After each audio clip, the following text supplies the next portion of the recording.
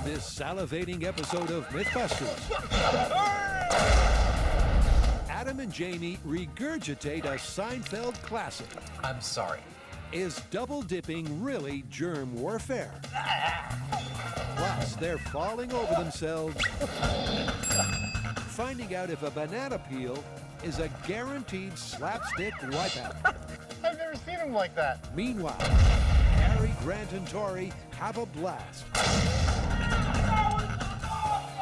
and cook up trouble as they tackle the myth of homemade diamonds. I'm gonna be rich. So prepare yourselves. There's thrills, spills, and the biggest explosion in MythBusters history.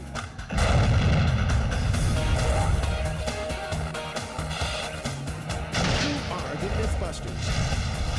Adam Savage. Oh, check out my new bulletproof vest, man. And Jamie Heineman. I usually don't let people do that. Between them, more than 30 years of special effects experience. I'm not gonna get tired of that. Joining them, Grant Imahara, Tory Belleci, and Kari Byron. Busting out of here, see? They don't just tell the myths, they put them to the test.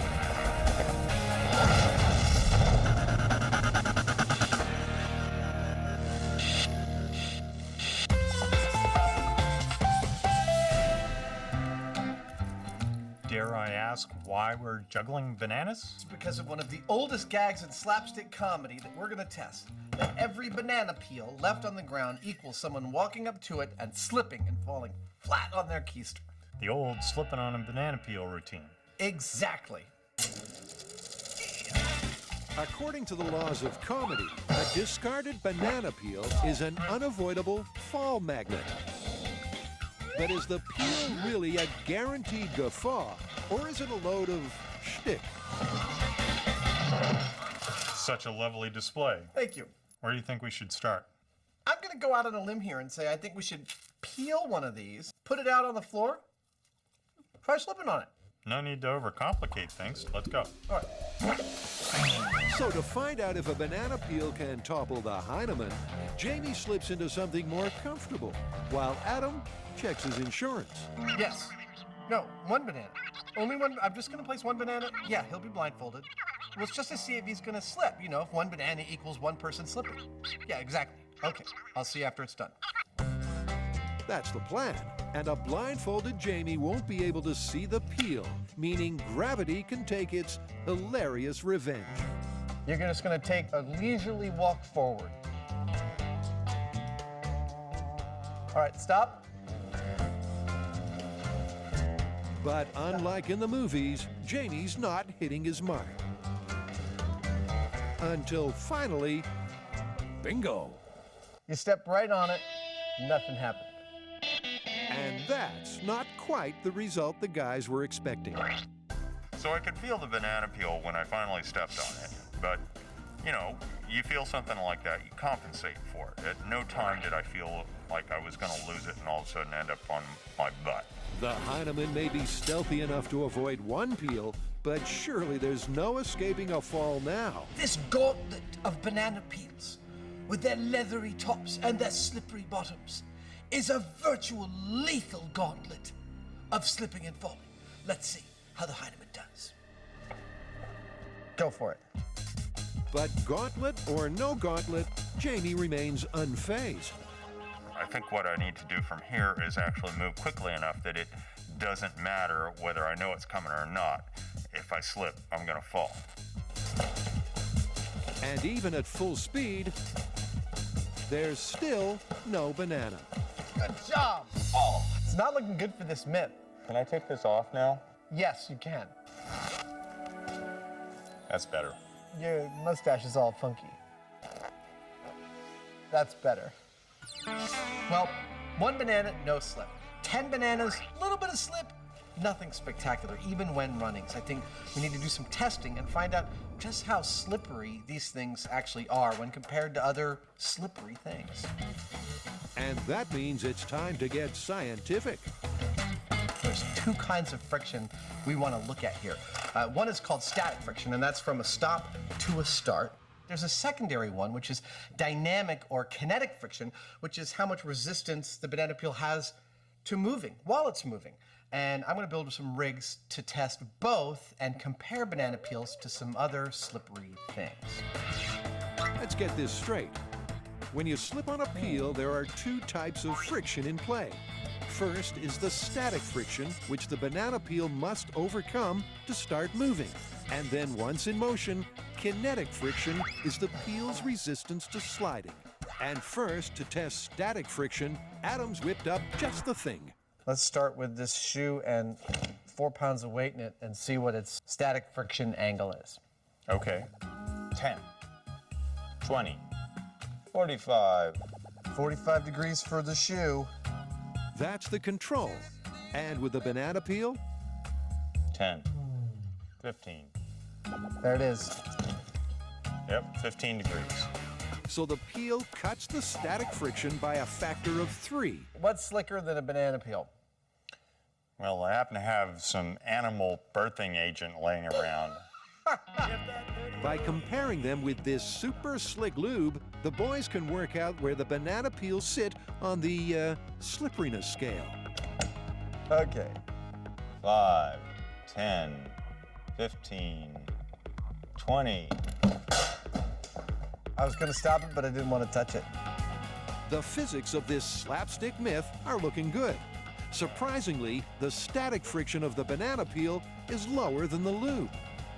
However, there's one more thing to test, and that's the kinetic friction. This is a device for measuring just that, the amount of force it takes to pull it once you've overcome the static friction. Once again, the shoe is their baseline. Jamie gives it a nudge to get it moving. I'd call it about 14 pounds. That looks about right to me. But with the banana peel, that number halves. 7 pounds. Finally, it's the slippery lube. That is nasty. Go for it. And go. That was consistently 5 across the whole thing. So that takes care of the data. But what does it all mean? The banana peel is not the slipperiest thing we could find. We found some lubricant that's actually slipperier, but the banana peel did respectably. However, I don't feel like we can call this one until we test it full size, of course. Where do we go from here? Well, you know, it's funny. With all the testing we've done so far, we still have yet to see anyone slip. So what you're saying is somebody needs to fall on their ass. Absolutely, but we're gonna need some more bananas. Lots more bananas. Yeah.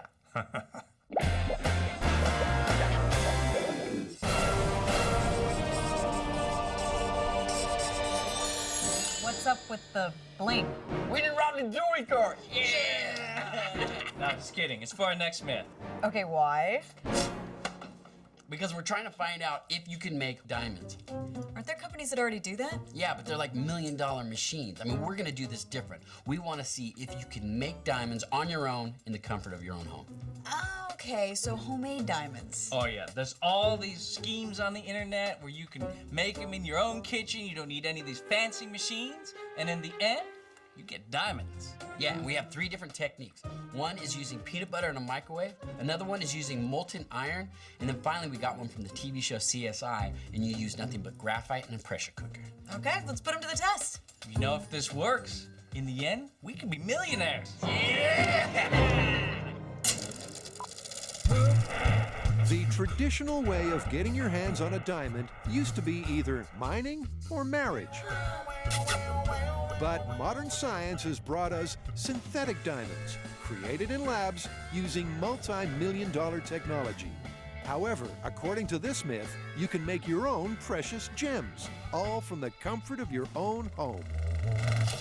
Okay, well, there are 3 recipes, so why don't we each take a technique and have a little competition? Okay, well, in that case, let's make it winner takes all. Whoever makes the most diamonds with the greatest value keeps everything. Ah, I like a good competition. I'm gonna put my hand up for peanut butter. All right, well, I'll investigate the CSI method. Well, I guess that leaves me with the iron and graphite.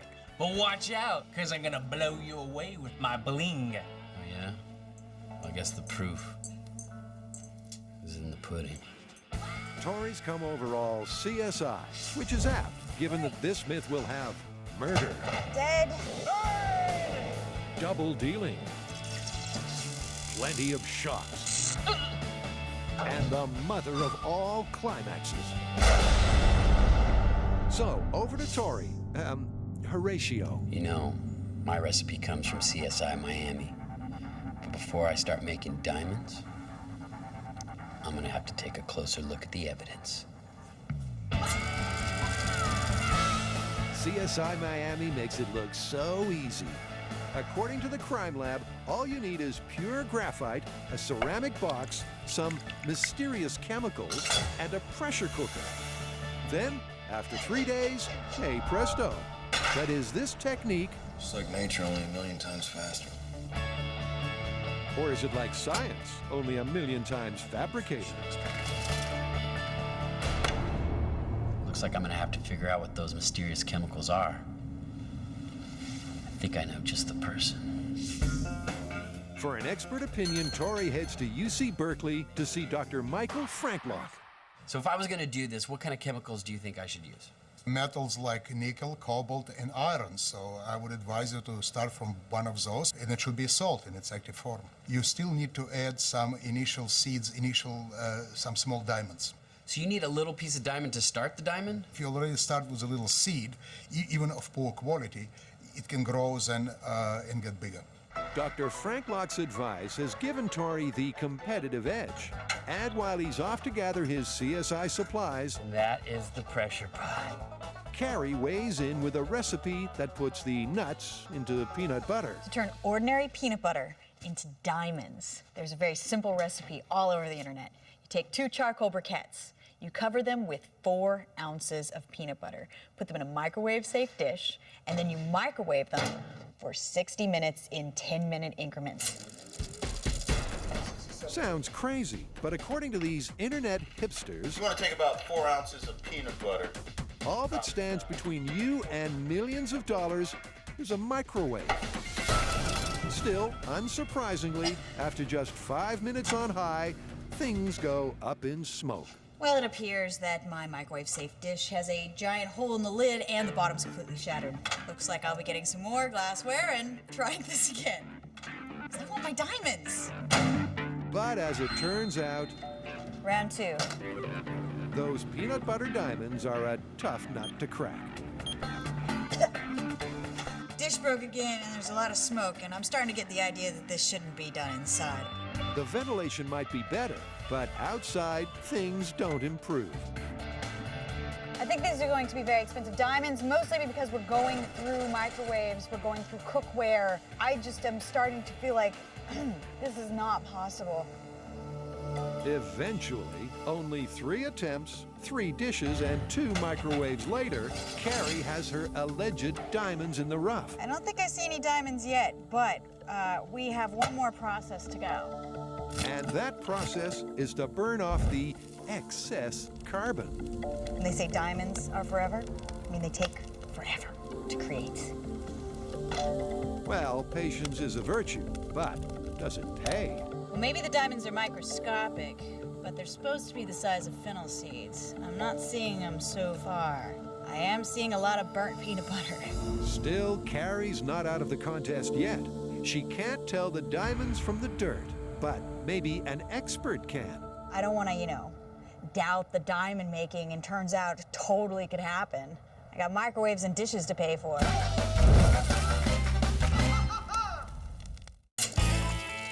Everyone knows monkeys go ape for bananas.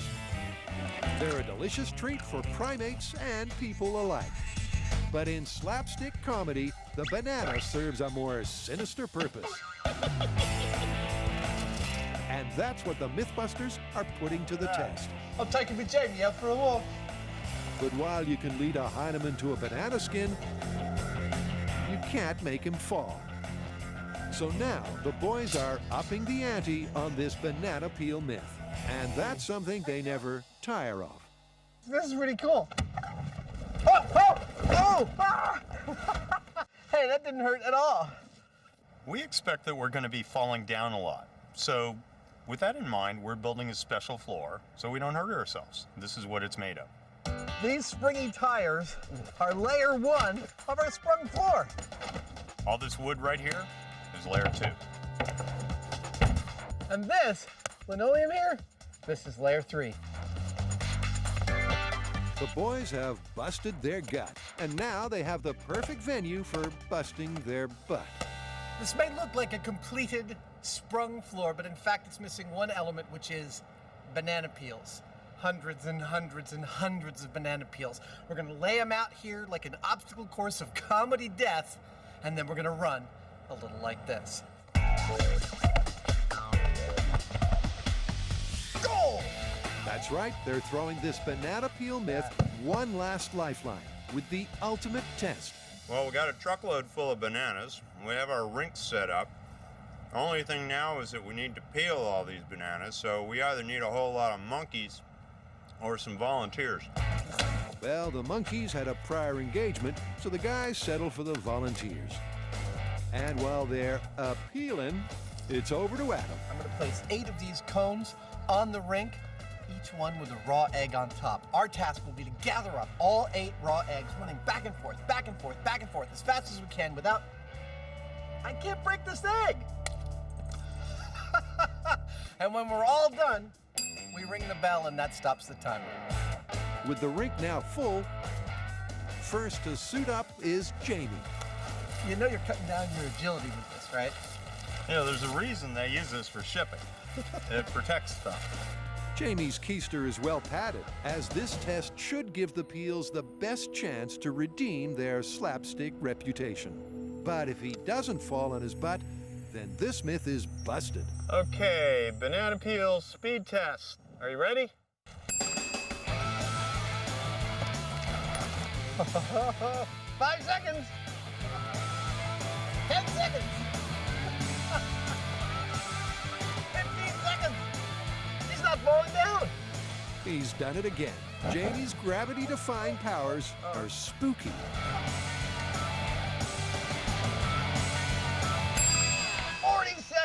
Nicely done. Of course, this test isn't about Adam and I racing. It's about how slippery banana peels are. And they are. I had to be really, really careful not to slide, and even then, I slid quite a bit. But that caution invalidated Jamie's test, because according to the laws of comedy, he shouldn't be expecting to fall. So for a repeat performance, he takes off the brakes. Okay, Jamie on turbo. At long last, the banana peels take their revenge. And although he valiantly attempts to recover, Go, go, go! 29 seconds! You can still beat your time! 30 seconds! he just can't overcome the giggles. I've never seen him like that. And with no complete data, it's all down to Adam. He's half man, he's half banana. It's Banana Boy. Okay, this is Adam's banana peel speed test in 3, 2, 1. And the results speak for themselves.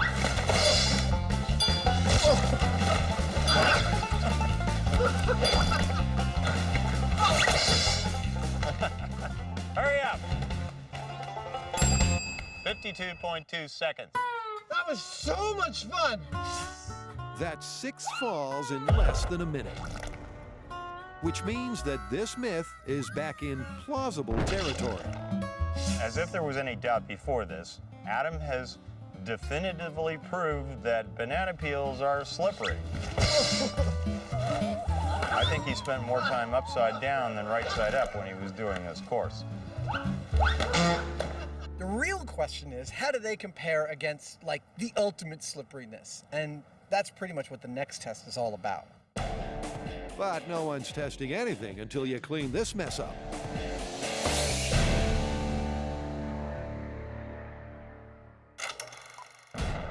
Planet Earth is a violent place, and deep below ground, it gets worse. Here, immense heat and pressure transform carbon into a girl's best friend. But perhaps that's not the only way to make diamonds. Well, the MythBusters are competing to find out. Kari's chances appear slim. I don't think I see any diamonds yet. But Tory's done his research, and he now has a solid lead on that annoyingly vague CSI recipe. Now, I have everything I need to start making diamonds. First, I have my pressure cooker. I have my ingredients. I have my hunk of graphite. The chemical that I'm going to use is ferric nitrate. What I'm going to do is stick this and that in this, put it in that. And that's as specific as it gets. But let's not forget the most important ingredient, a diamond seed. Without it, this recipe has no chance of working. For safety, Tory rigs a stun gun. You know, it's been a while since we used one of these, and I kind of forget what it feels like. And lights the gas from outside the bunker. I'll leave it there for 3 days, and then at the end of that, check and see if I've made any diamonds. And while Tory waits, Grant's off to the blacksmith for his shot at diamonds. So to execute this diamond recipe, we need to melt iron. And to do that, you need a foundry. We don't have a foundry at MythBusters, but we've come to a place that does have a foundry, the Crucible. Supposedly, this recipe replicates the heat and pressure that make natural diamonds. All you need to do is melt graphite into molten iron and quench the mixture. Then just dissolve the iron in acid, and voila, your very own sparkling gemstones. So to get this recipe fired up, Grant enlists master smelter Nick DiFilippo. All right. So it's There you go. The graphite and iron go into the furnace to be heated to 2,500 degrees.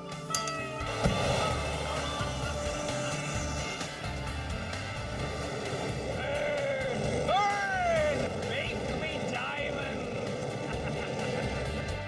And at that heat, Grant's stretching the rules of the homemade diamonds contest just a touch. But after 20 minutes, it's the moment of truth. So this is it, now the pour, right? Yep, here we go. There's the iron. As the iron hits the water, the contraction of the metal should apparently be forming diamonds. And after waiting for the iron to cool, it's time to harvest the spoils. Rich. I'm gonna be rich. Finally, this gig's really paying off. Okay, Grant could be onto a winner. So, booty in tow, he heads home to iron out the details. The idea is that at this point, your diamonds have already been made. It's just that they're encased in this iron, and you have to get the iron off in order to get the diamonds. And Grant's not just outside for the view. The iron stripper is super concentrated hydrochloric acid. But first impressions are a little disappointing. There's bubbles aplenty, but not a glimmer of glitz. Right now, it looks like a roiling soup of butternut squash, but not quite that appetizing. You know, I think what I'll do is just let it sit for a little bit longer, see if we could dissolve some more of that iron. There's got to be a fortune in there somewhere. Well, Grant, anything's possible.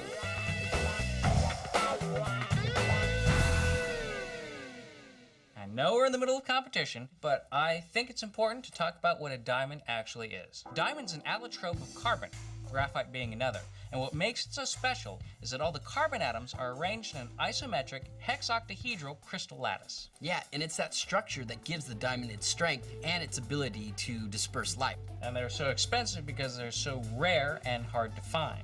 Yeah, I mean, they're formed 200 miles below the Earth's surface. And it takes like 1,000,000 years through plate tectonics to get it to the surface of the Earth before you can even start mining them. Yeah, this process is so long that the average diamond is over 1 billion years old. Now, I'm pretty sure we don't have that much time on this one. Well, I guess we better get back to work. Great, because it's acid flashback time. Okay, so I've let my iron dissolve overnight in the acid, and now it's time to harvest my diamonds. Grant neutralizes the acid, but the results are low on sparkle. I think what we're gonna have to do is take this somewhere where they can see if there's a diamond hidden somewhere in the rough. If they're in there, they're hidden well.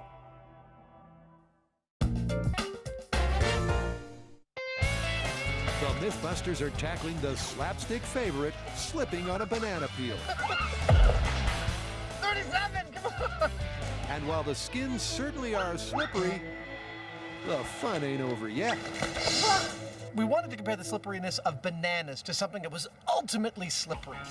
And we went looking and we found this lubricant. It's used to help animals give birth. We're gonna spread it out on this field and hilarity will ensue. This test isn't just for kids. That is awesome. By comparing the peels to the ultra slick lube, the guys can find out just how slippery a banana peel really is. I feel so funky.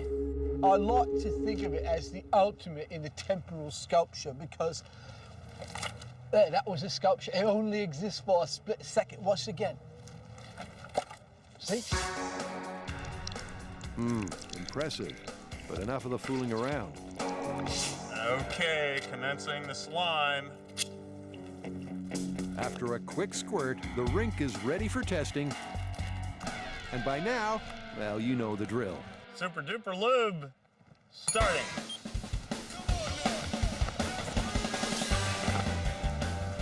And it's a hop, a skid, and a thud till the lube takes Jamie out.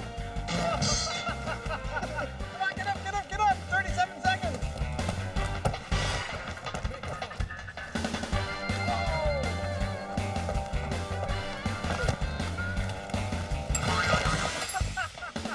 That's only 2 falls for Jamie. But since he didn't finish bananas, it's down to Adam for the final test. Be careful, little buddy. Okay, in 3, 2, 1. Whoa! Jeez, bro! It's like ice skating. Whoa! I have almost no control. 22 seconds. That's fall number 1.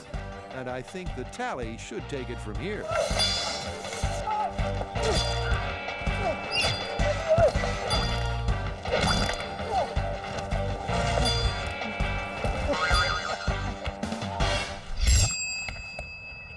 What was my time? 1 minute, 20 seconds. That was no faking, man. It gets worse the farther you go. Clearly, with 2 more tumbles and an extra 30 seconds on the clock, falling down with the lube was practically compulsory. The problem once you fell down is that you couldn't get back up. All my knees and elbows are all slick plastic. You're like, whoop, whoop, you know.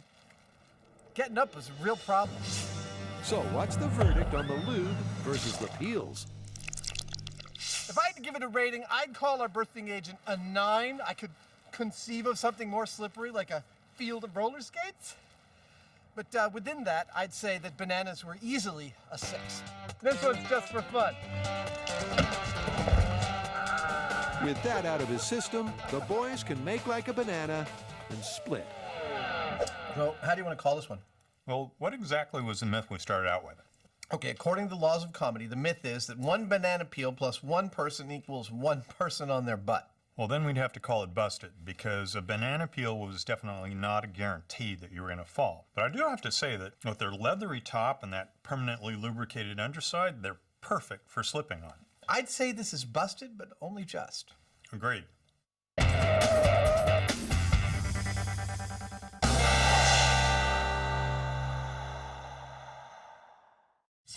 The banana peel flip may be busted, but the guys are taking a bite out of something else.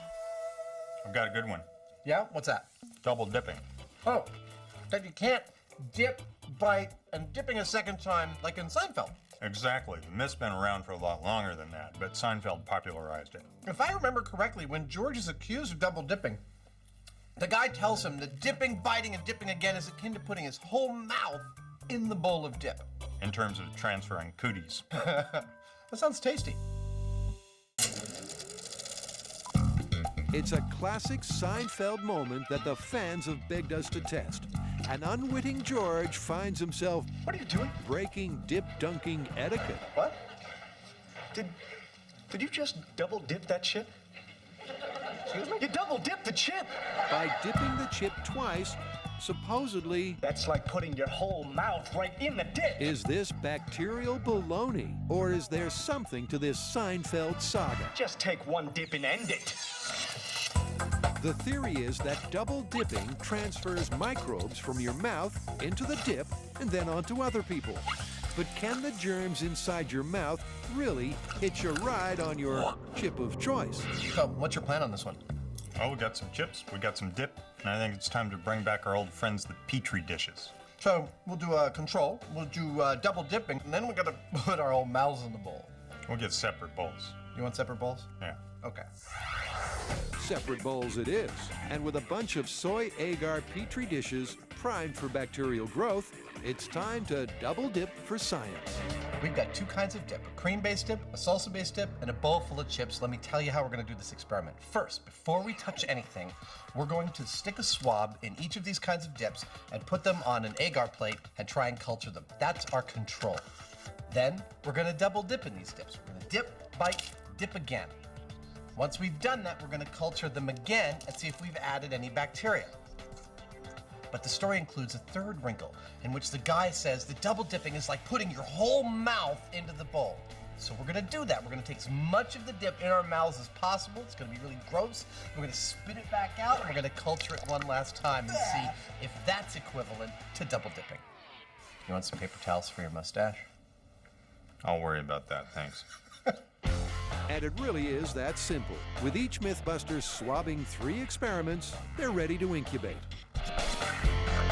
Perfect. It's right around 98 degrees. So we want it right about the same as the human body, huh? Yeah, for roughly a day. We'll come back tomorrow and check it out. Okay. And thanks to the wonders of editing, time's up for the breeding bacteria. The biohazards are ready for their close-up, but there's a problem. That's the control, and there's already bacteria in the salsa. They check all the salsa-only controls, and everyone tells the same story. Even with no human saliva, the dips are already brimming with bugs. I don't know, man. What do you think? Means I'm more afraid of the salsa than I am of the bacteria that's come off of double dipping or our mouths. There's just so much noise from the salsa itself. I mean, we're trying to do a bacteriological test with a medium that already has a lot of bacteria in it. You can't see the forest for the trees. Clearly, we are going to need to do this test again and remove some variables. Yep, with the control showing more bacterial growth than Adam's feet, the boys are going to need a plan B.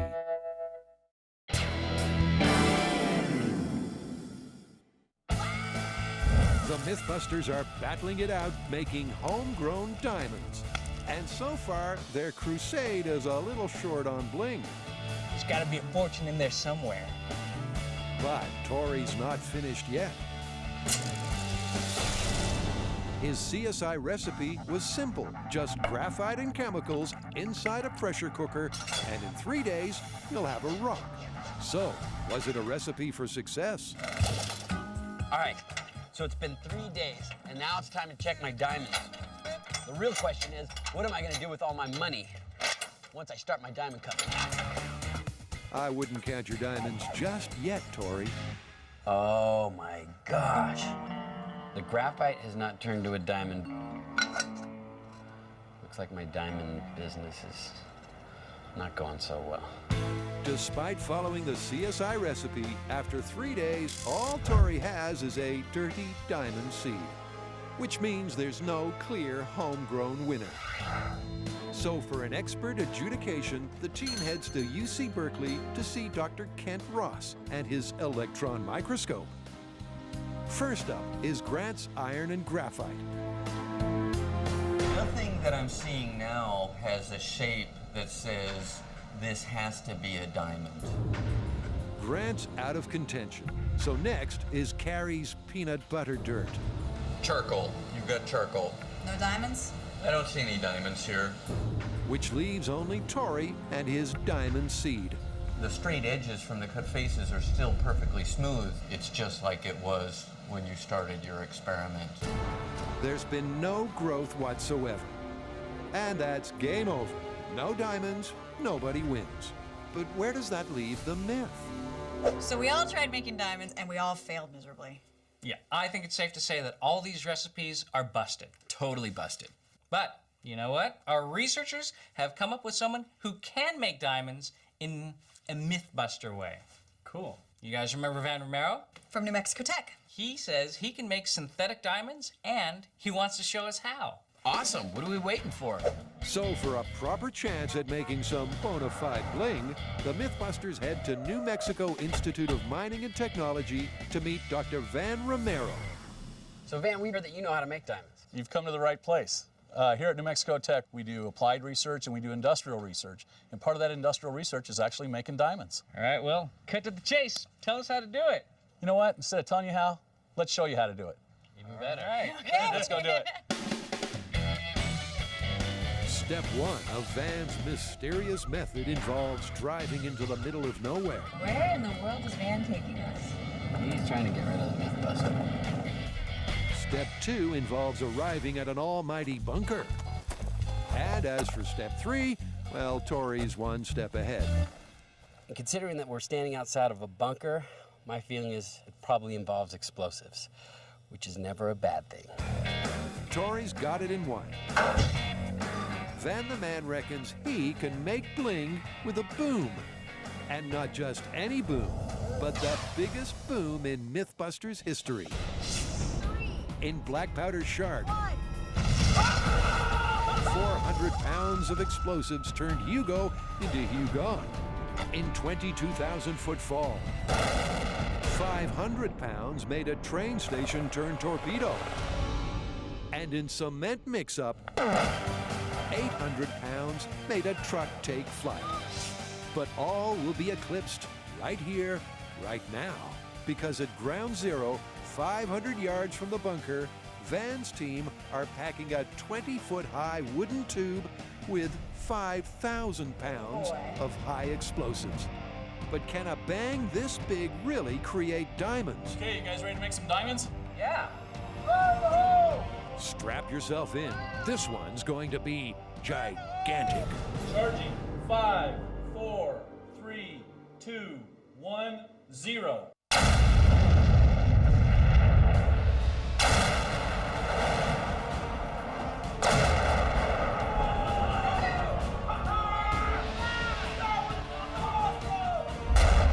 With over 10 times the might of any other MythBusters boom, it sure was a blast. But did it germinate any gemstones?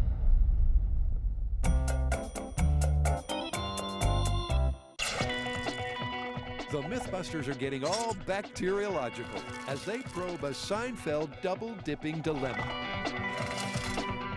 They're testing if a twice-dunked chip could be classed as germ warfare. But thanks to masses of microbes, their first test was ruined. So this time, the boys are taking precautions. We need to do what we normally do, which is start eliminating variables, and then get back in there and do the testing. So, sterile salsa, sterile chips, clean space, rubber gloves, surgical masks, the only variable being our saliva. Exactly. Perfect. Let's do it. So Adam starts with the chip sterilization, heading to New Tech Corporation to have them irradiated. So, I hear you can sterilize these chips for me? Sure can. But before the chips are irradiated, Adam asks the question on everybody's lips. Are they edible? Will these be safe to eat after that? Oh, sure. They might taste a little funny, but they'll be totally safe to eat. Okay, great. Funny tasting, and more importantly, sterile. Oh, there they go. This is definitely the point of no return. If the bacteria had a hand, they'd probably hit that button, but they can't. Bye, bacteria. Friends and family of bacteria may want to look away now, because 2.5 million rads of radiation is about to be unleashed. That is so much cooler than I thought it would be. I mean, it's like, see this beam coming down like an anvil, crushing bacteria in its wake. Electrons scattering little bacteriological lives to the winds. Uncharacteristically, Adam is enjoying this far too much, and soon enough... There you have it, one set of totally sterile chips. Meanwhile, back at the shop, Jamie's also getting sterile for science. He first builds a clean room for the test, and then conjures up some decontaminated dip. I'm sure it won't taste very good, but it should tell us a thing or two about double dipping. 2 parts agar, 1 part sterilized water, and voila. Well, okay then. I think that kind of looks like as close to salsa as we're gonna get. The germ-free salsa is ready to go. And Adam's also dressed for success. I feel like one of them television I am one of those television doctors.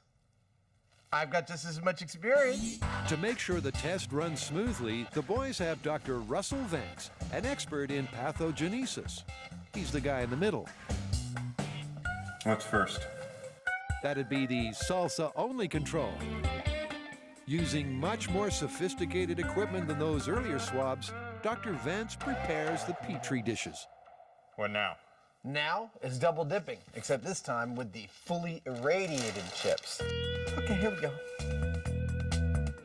Once the infamous double dip has been double dipped, the salsa is sampled and plated up, leaving just the full mouth test.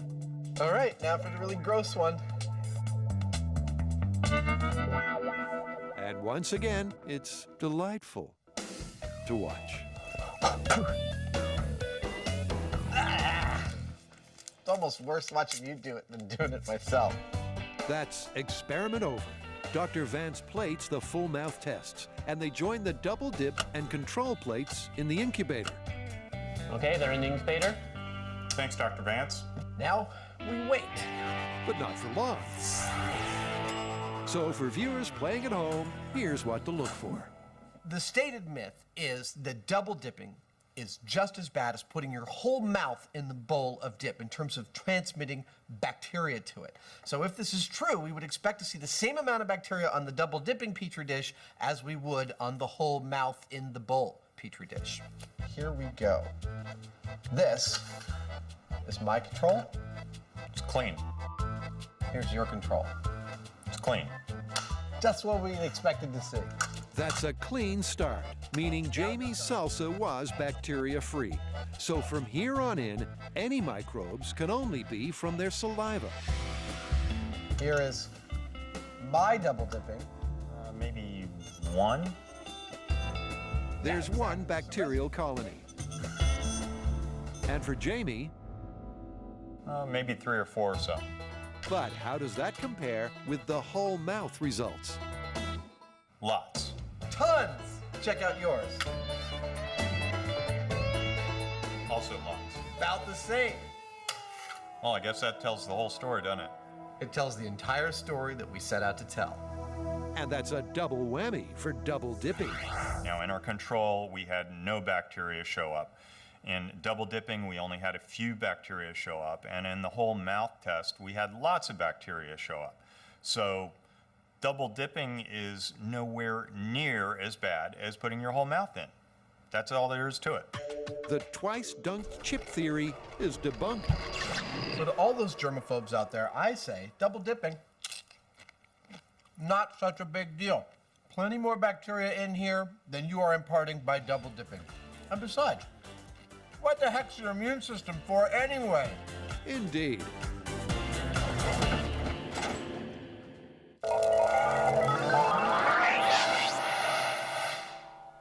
The MythBusters' attempts at homemade diamonds failed miserably. Dead. So they hunkered in a bunker to test the tale that you can use explosives to bring forth some bling.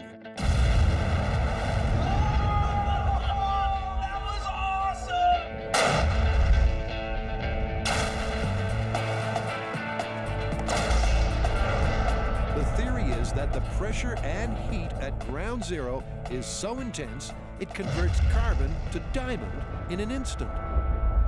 So to delve deeper into that theory, it's back to the lab so the team can prep a more manageable diamond explosion of their own. And this time, they'll see the whole process.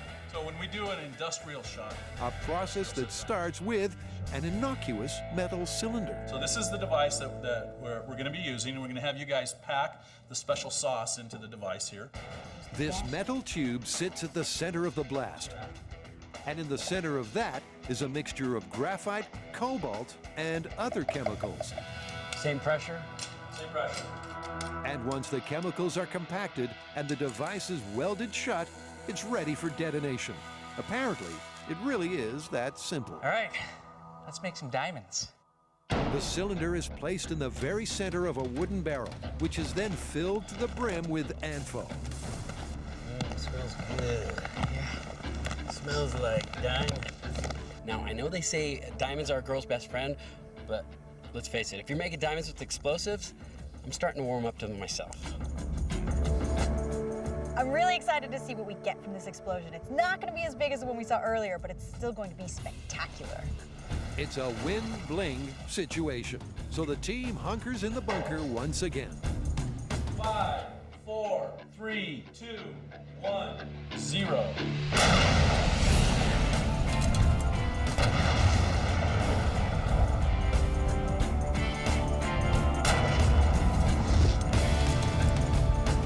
That's one way to make diamonds. Yeah. Cool. Let's see what we got. Did it go off? Yeah.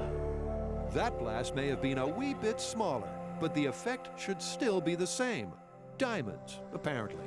Oh. That looks in much better shape than I thought it was going to look. Look at that. Hot? Watch out, it's hot. Don't touch it. Here's some gloves to pick it up with. That is hot. Well, that's what we wanted, right? Pressure and heat. Yeah.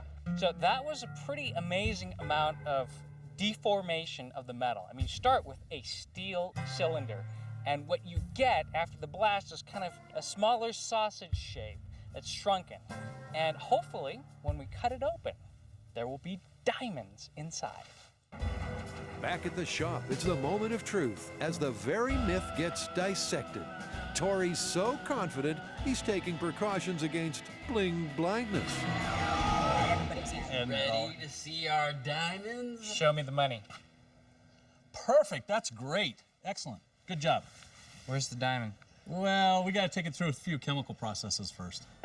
They might not look like much, but after a quick chemical bath to remove the excess cobalt and graphite, they still don't look like much. But these are definitely diamonds. Gemstones, no. Diamonds, yes. So how much are these diamonds worth? About a quarter. $250,000? No, 25 cents. Oh, that was money well spent. I'm going back and getting diamonds the old-fashioned way. The blast may have mimicked the pressure and heat of the Earth's core. But even with all that explosive energy, the end result is still only cheap and cheerful industrial diamonds. We made diamonds in a completely spectacular, totally impossible to do at home way, but still, all that heat and pressure, we didn't get gemstones. Yeah, we made little diamonds. I mean, the kind that you use in industry, the kinds that you put on a drill bit or a saw blade, you know, stuff like that. So the idea of homemade gemstones, totally and completely busted. And like virtually all get-rich-quick schemes, this one's bogus. Don't you guys want to see that 5,000-pound explosion again? Absolutely. While the team may not have made their fortune with diamond gems, they did make MythBusters history. And this explosion is worth its weight in gold.